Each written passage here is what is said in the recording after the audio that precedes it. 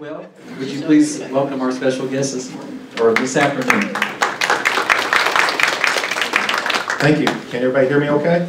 Yeah. Not used to using the microphones. We'll see how this goes. As you can see up here, I'm going to be talking about multi-lane roundabouts, understanding how to drive them. My name is Dave Taylor. I'm a traffic engineer. We've got multiple, or probably 3 or 4 dual lane roundabouts in our area around in here, but the one I'm going to go over today, just kind of giving a general layout of what lanes to use and like that, is going to be the one that we've opened up or built for the Mercy Hospital over on 86 Highway. We've got other ones, but basically the general principles, or what I'm going to show you how to drive it, is what you would do at any of the other roundabouts, or the 2-lane roundabouts. This is just an overhead diagram of what the plan sheets look like. I was going to use this as a template for what I'm going to show you about for how to drive it, but basically this is what we kind of look at as engineers when we're laying out or getting ready to build a project. First one you'll see, this is as you're going southbound, if you're approaching the roundabout.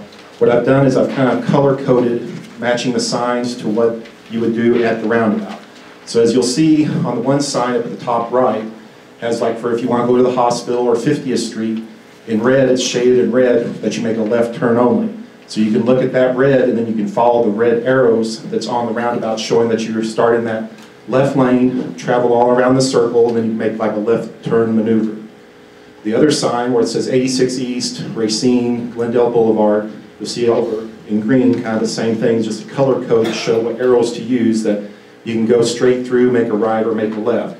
So you can kind of follow the arrows through to show what you should be driving. And you can also notice here, I'll show the same kind of arrows. There's pavement marking that's going to be on the road. They'll show the same thing.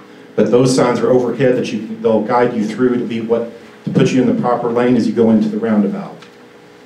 Does anybody have any questions over for that, or just anything certain about how to drive it or what lanes or anything to be in?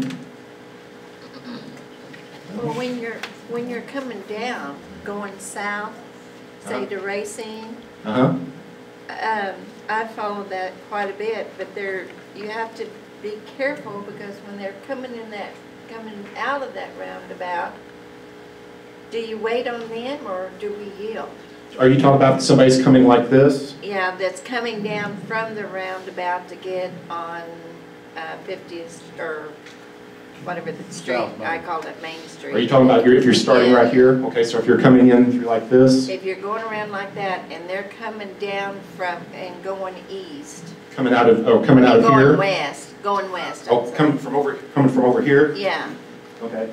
Yeah, if what you do is like on the video, and it'll have on the next to last page, I think is in your handout, is that, you know, somebody's coming through here and they're right here, you want to yield to them. So anybody that's already in the roundabout, you want to yield to them. You know, you don't enter, because what we've seen with some of the roundabouts is that sometimes people that's in the roundabout, they'll yield to people thinking they're supposed to yield. And they're not supposed to, they have the right of way while they're in there. So, but basically, if you're on the outside of the roundabout, you yield to any traffic that's inside it already. If you're in the roundabout, you don't have to yield. If you're in the roundabout, you don't have to yield. You have the right of way. There'll be yield signs on the outside as you're approaching all the directions. There'll be doubled up yield sign. That just tells everybody that you yield if there's any traffic. But yes, if you're in the roundabout, you have the right of way. Now this is coming northbound, and this will be a little bit different. And I'll show you all for this. You still look at the signs. Over here you've got the red. It's showing that if you want to go over here, get back to I-44 Joplin, or if you want to go back over here, like you're going to go to the Harley-Davidson area, go for that way. And then you've got the other one over here, same thing if you want to go to I-44, or if you want to make a right-hand turn.